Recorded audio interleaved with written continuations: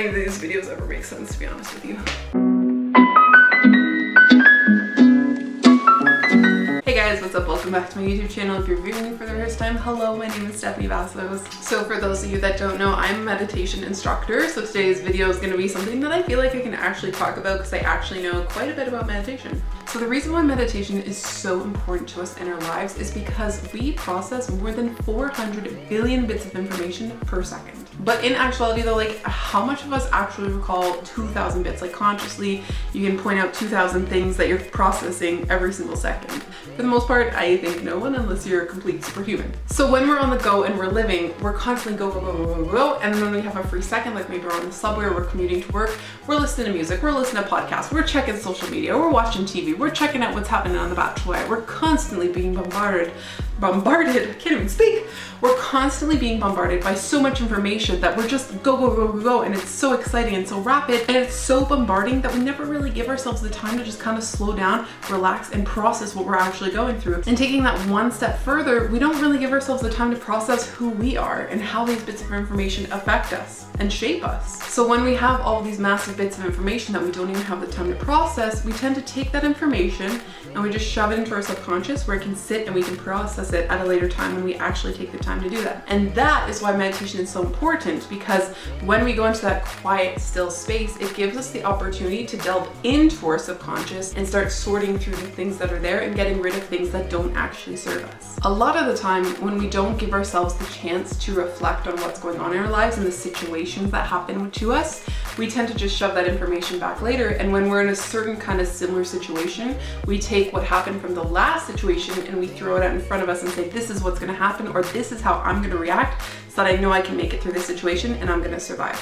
Because the subconscious helps us with that fight or flight aspect of life, and it helps us get through life the best way or the quickest way possible. That being said, that's not normally the best way to get through it, like in the long run. So an example of this kind of like subconscious kind of dictating our lives is like, you know, if you grew up in a poverty mindset kind of household where your parents never spent money on luxury and good quality things, when you go out and let's say you want to buy a laptop for school, you're going to buy that shitty $300 laptop when you know that you need that like $1,000 MacBook because you're going to do video editing and you're going for digital design or something like that that needs that like extra quality from a laptop. But because your parents raised you to just buy, you know, just what you need, just what you can afford, and save the $700 for a rainy day or something else, or put in your savings account, you're never going to go for the quality product that you actually need. You're always going to settle for less. The same thing will probably happen when you buy a car, when you buy a house, when you buy food at the grocery store, anything like that. If you grew up with a poverty mindset and that's stuck in your subconscious, you're going to be pulling that out at any situation that you need to spend money. So like I said, meditation can help us delve into our subconscious so we can realize these seeds that have been planted throughout our lives, and we can get rid of them if we no longer want them. And this can kind of come as a, you know, kind of a surprise for people, because they're like, isn't the whole point of meditation to just be still and silent and have no thought? And that's exactly what the point is to control your mind. But that being said, if your subconscious is running rampant, you need to learn how to control that, and you need to know what it's operating on and what programs it's running off of so that you can clear that, and then you'll get back to that stillness and that centered spot. So in the grand scheme of things, meditation just helps you be more centered, more focused, more in line with yourself and your mission in life. And generally speaking, yeah, it does actually help you think less. And it gives you the clarity to make a lot better decisions in your life, which I feel is something that we're always kind of lacking. And that's probably why we have so much anxiety built into today's society. And stress. Stress is just everywhere because nobody's on top of anything anymore. So some of the benefits of meditation include reduced stress, anxiety, better sleeping patterns, more clarity, better focus, better decision making. It can help reduce negative emotions, give you peace of mind, gives you new perspective on things, ideas, and life. And it also helps with depression. I can't actually guarantee any of that shit, but from the studies that have been done, those are generally some of the benefits that you can find. And there's also a bunch of different types of meditation, because a lot of people think like if you're just sitting there like toning arms for an hour, that might not work for some people. So there's a lot of different types of meditation that you can try out as well. The first type of meditation, probably one of the most common types of meditation, is guided meditation.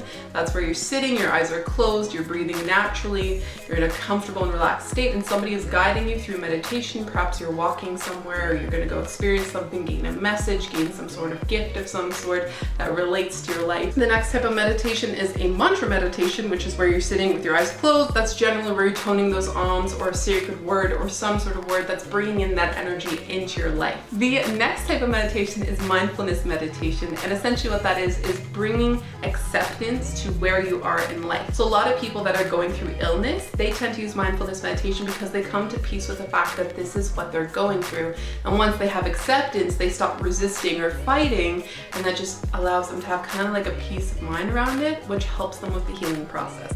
Now, this doesn't necessarily only have to correlate to what you're going through in your healthy life or your the health aspect of your life, I guess you could call it, but you could also bring this to your career, to your friendships, your relationships, etc. The next type of meditation is moving meditation, which is probably one of my favorite types of meditation. That is where you are moving and you are in a quieted state of mind and you're moving. So it could be something as simple as some Qi exercises like Tai Chi, Qi Gong, Qi Do.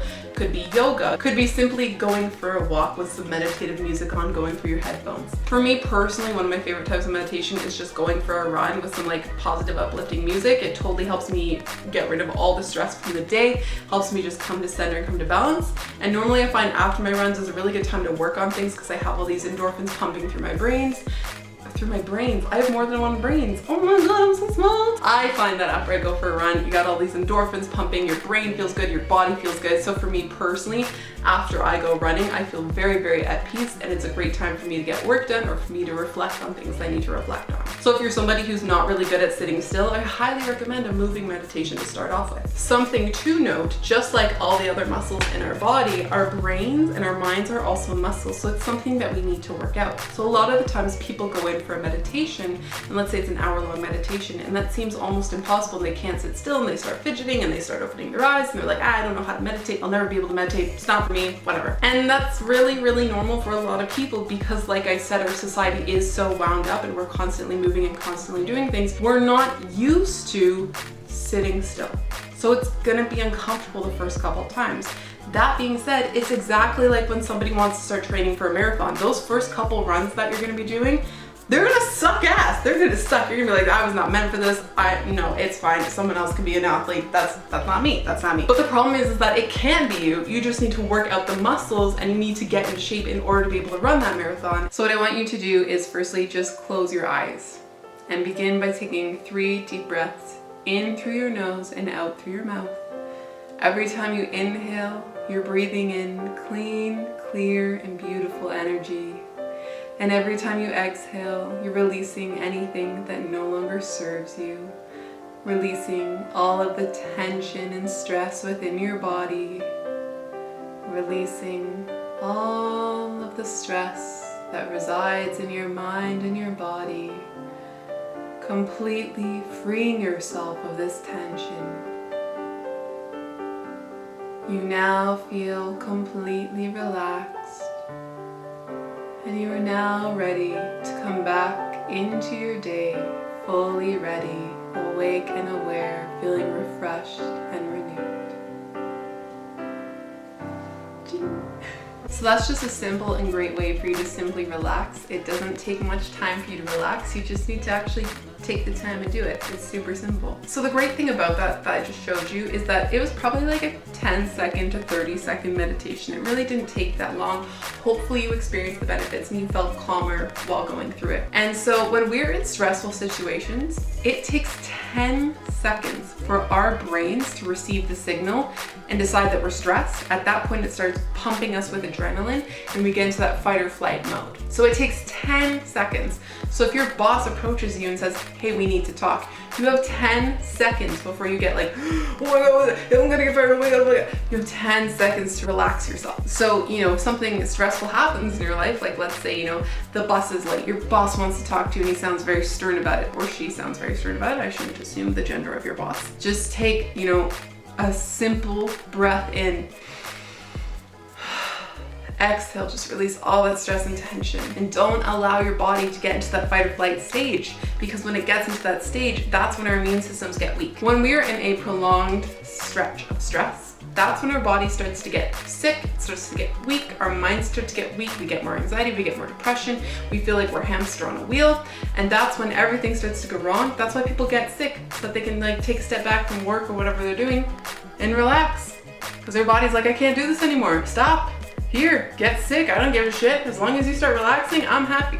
because I need time to reboot. The really interesting thing is, and I've been talking to so many people about this, is that stress seems to be like the new freaking fashion.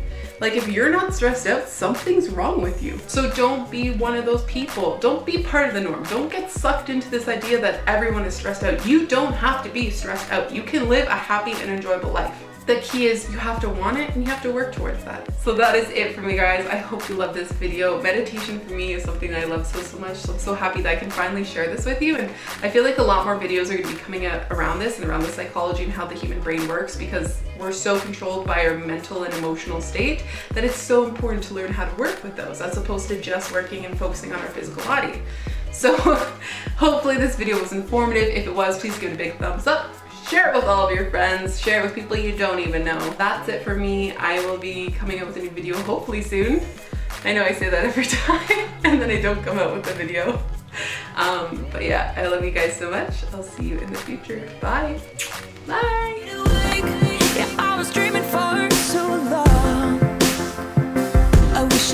The next type of meditation is mindfulness. Wow, I love mindfulness meditation.